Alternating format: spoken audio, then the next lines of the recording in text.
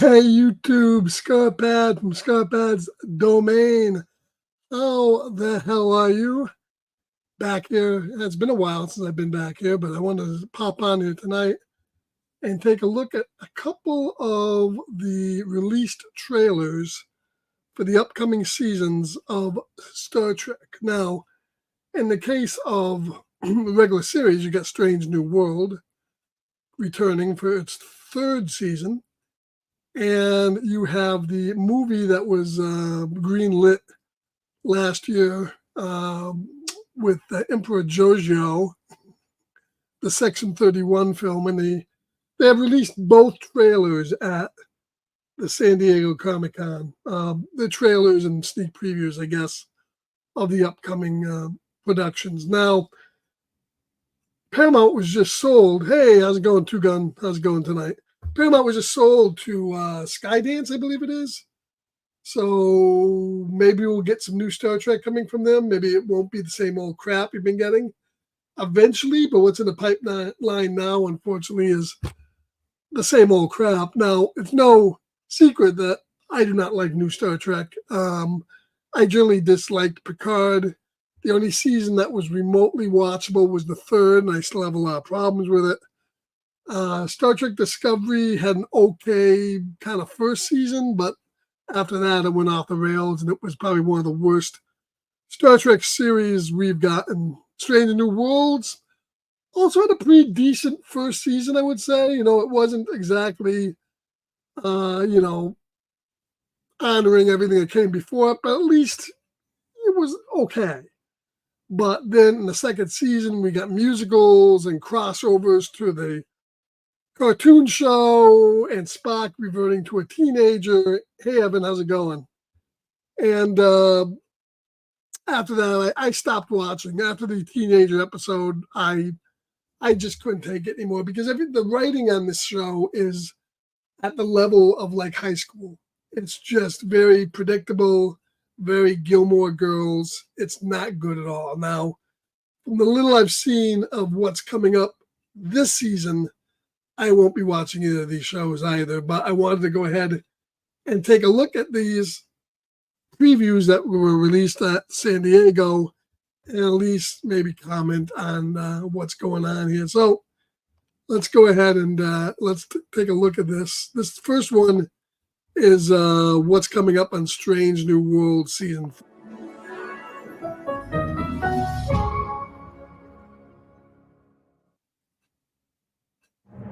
I was able to jury-rig the Kirkovian serum that turned human Spock back into a Vulcan.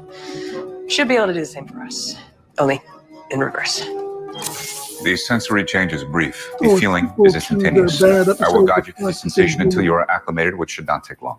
Physical adjustments follow soon after. I would suggest a deep breath.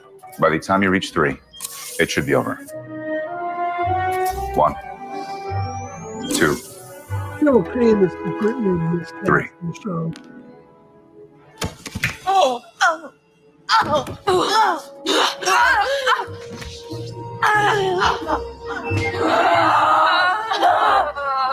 My emotions feel overwhelming. Oh, I cannot handle.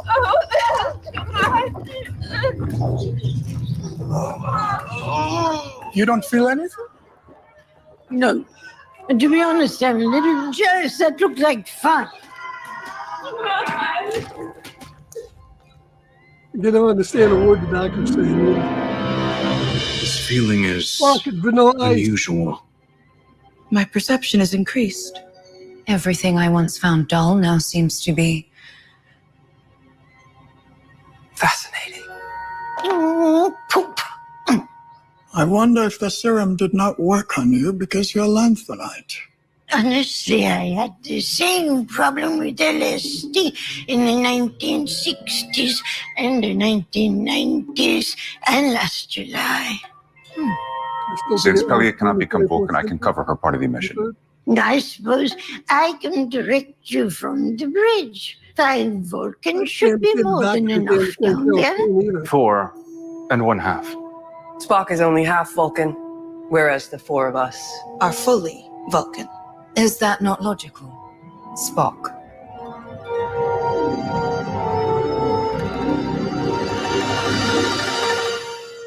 Indeed, it is.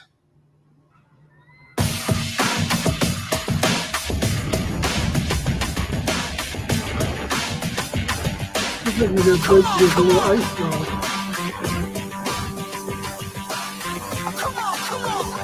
What?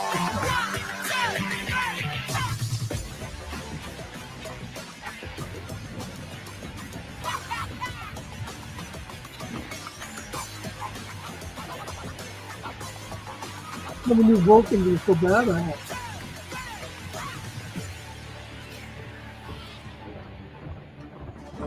Wow. Your ears are so pointy. Number 1, 4 1/2 Vulcans to beam down. Energize. Status report. Mitchell? They've entered the structure. That was fast. All areas inside the structure are secured. Well, this will likely take a few hours. There's a very complex Radiation normal. What? Already? Enterprise, the energy system is now repaired. All atomic levels are nominal. The energy source is functioning perfectly. You sound upset. Well, yeah. They're making me look bad. We have completed the mission. You may return us to Enterprise. For her, man. Thought this would be a bit more exciting. But whatever. Hello, shore leave. There's no military chain of command on this shit, man. Everybody just. I haven't even broken into a sweat. Welcome back. I believe we will still be able to reach Permanente 3 within expected travel parameters. I'm almost disappointed not to be able to take further advantage of my temporary Vulcan abilities. Agreed. My communication style has never been so efficient. How was the mission for you, Mr. Spock? Ironic, because I was constantly reminded that I was logically the least Vulcan member present. Don't worry.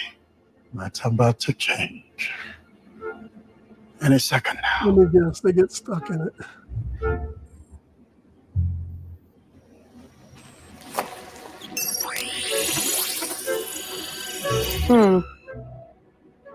There's Chapel. What was that subvocalization? What do you see? For reasons unknown, the Karkovian serum does not appear to be working. It appears that we will remain Vulcans indefinitely.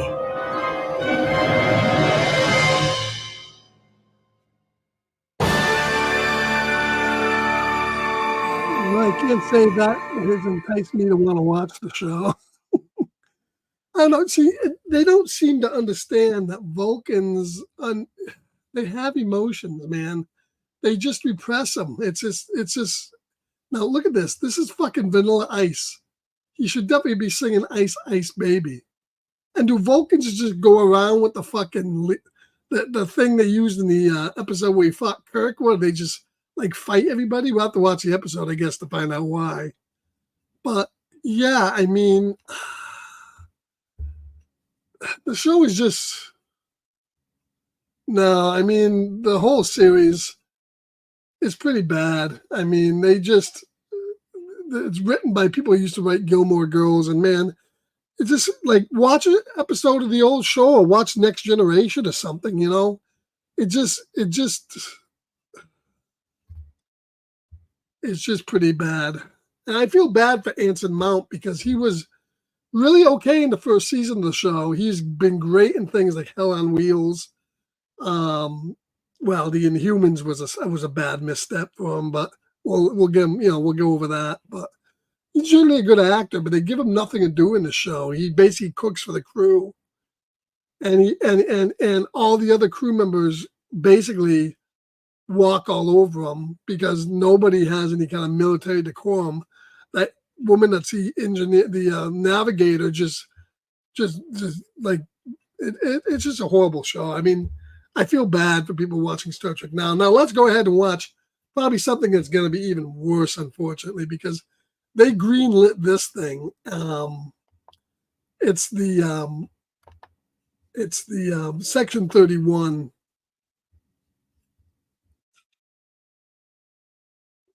It's the Section 31 preview, and Section 31. See if I can get it queued up yet.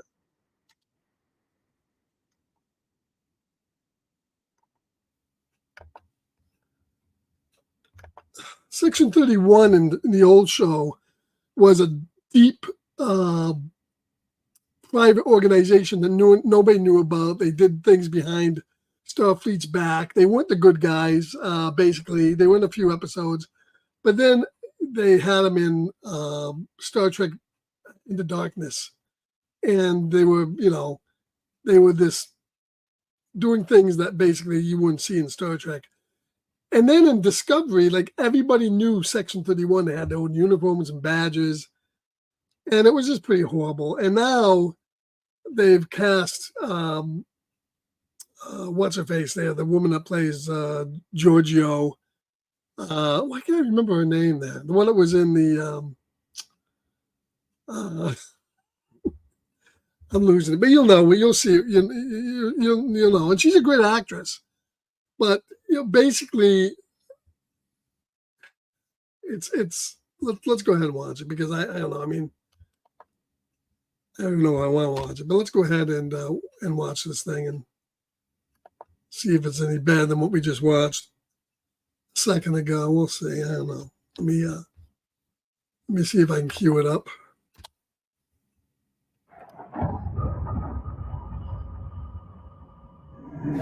An emperor can only be loyal to duty. Basically, she's the mirror universe Thus does emperor the empire that took over from remain this strong. captain in Discovery. Thus, She's an evil person. She's evil. And now she's working. it grew. All hail the emperor!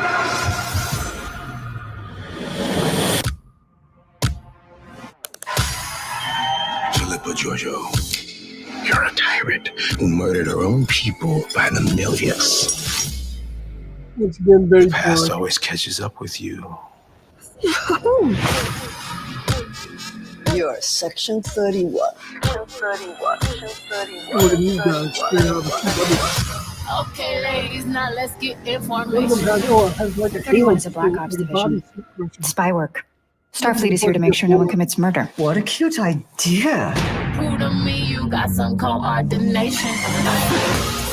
It's gonna be bumpy and bad. Oh, yeah.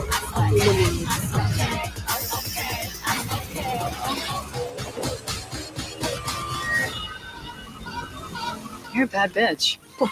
We can't trust you with our lives, but here we go. Somebody's got to keep it lively, right? Okay, ladies, now let's get information. That was worse than there was absolutely nothing. I was able to jury rig the. Let's go to that here. There was absolutely nothing in that clip that said Star Trek. I mean, there's absolutely nothing in there. I mean, that could be any generic sci-fi show on the Sci-Fi Channel. Just it amazes me that they put people in charge. You know, the old everybody they get in charge of Star Trek now just don't understand Star Trek. They haven't watched it. They don't like it. They obviously just want to go ahead and make it something else. So why don't they just go ahead and make it their own show? But you know, for me, I never liked the JJ movies, and the TV shows have just gotten worse and worse. The only show that is actually pretty good, and it just went over to Netflix, is the animated Star Trek Prodigy. That's not too bad. Lower Decks is a Rick and Morty type farce. It's funny, but it's not serious Star Trek. And Prodigy's okay, but that's it. The rest of it is just utter dreck.